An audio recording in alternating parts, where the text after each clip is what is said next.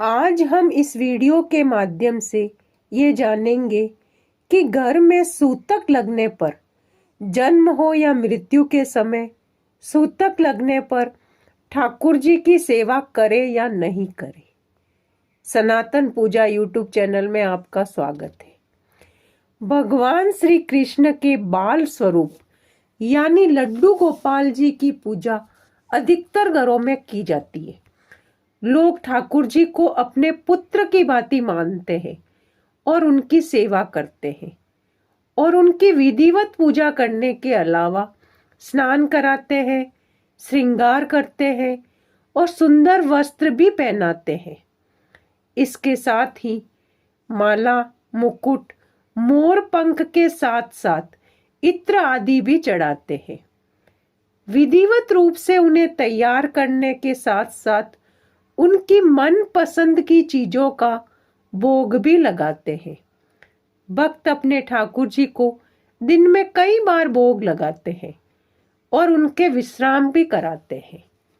रात को सोने से पहले दूध आदि पिलाने के बाद आरामदायक मखमली बिस्तर पर आराम भी कराते हैं, जैसे वह उन्हीं का बेटा हो।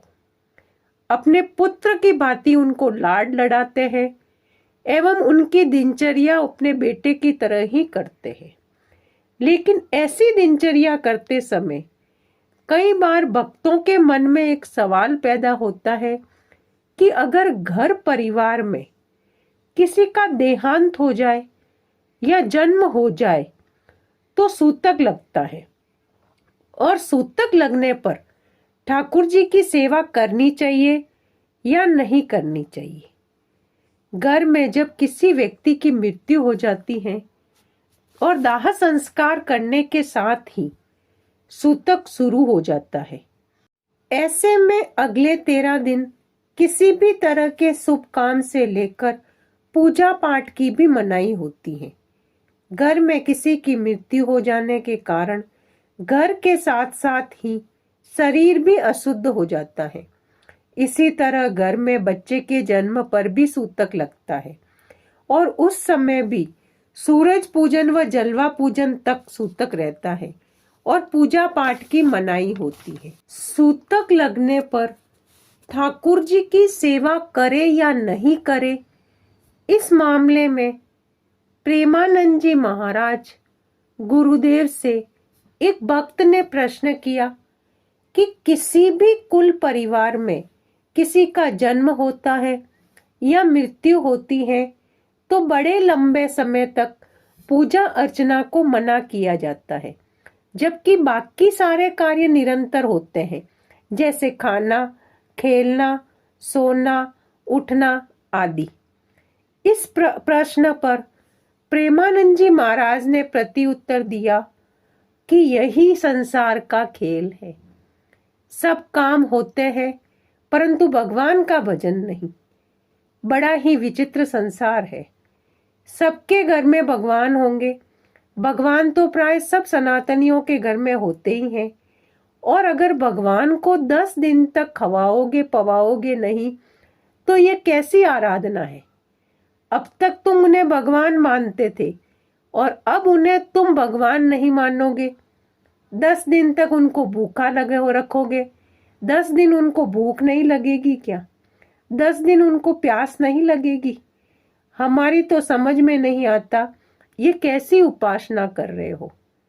भाव यह है कि हम बाहरी सूतक के भोग को अपने प्रभु को नहीं लगाएंगे, अपने प्रभु को, लेकिन अपने घर की रसोई पवित्र करके रोज सुबह शाम हम भोग लगाएंगे। हमारे घर में सूतक होने पर हमारे बच्चों को हम पड़ोसी को तो नहीं दे देते ना। हमारे घर के बच्चे हमारे घर में ही जीमते हैं ना। ऐसे ही वो हमारे बच्चे हैं गोपाल जी, हमारे प्रिया प्रीतम हमारे बच्चे हैं। हम उनको नहीं पवाएंगे तो वो नहीं पाएंगे, उनको नहीं सुलाएंगे तो वो नहीं सोएंगे। तो हम उनको सुलाएंगे, हम उनको नहलाएंगे, हम उनको पवाएंगे, ऐसे भाव करेंगे। हाँ, अगर पड़ोस में किसी के 13वें का कार्यक्रम है तो हम उसका भोग हम अपने ठाकुर जी को नहीं लगाएंगे। घर में भोग बनाकर लगाएंगे, घर में पवित्र होकर भोग लगाएंगे। अब जो घर परिवार में बहुत पुरानी रीतियां चली आ रही हैं, जिसके आगे सभी को नतमस्तक होना पड़ता है, परिवार के पुराने लोग इसको नहीं समझते क्योंकि ज्ञान का विकास इतना नहीं हुआ है।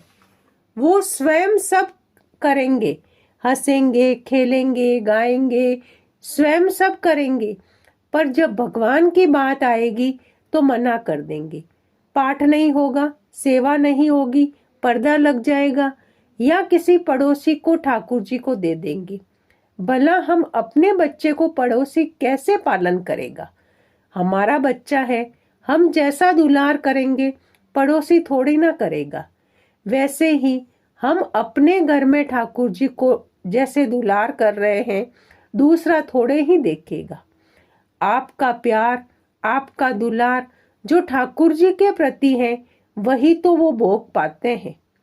वैसे तो वो विश्व को पवाने वाले हैं, उनको क्या पाने की जरूरत है? पर जब आपने भाव किया है कि मेरे गोपाल जी, तो उनको भूख लग जाएगी, उनको प्यास लग जाएगी। और अब मेरे गोपाल जी को भूख लगी है, प्यास लगी है, और हम उन्हें पवाए ही नहीं और बंद कर दे अलमारी में या पड़ोसी को दे दे, तो हम भगत और प्रेमी के गले के नीचे नहीं जाएगा। भगत और प्रेमी का यही मानना है कि अगर मेरे प्रभु को भोग नहीं लगा तो मैं कैसे पाऊं।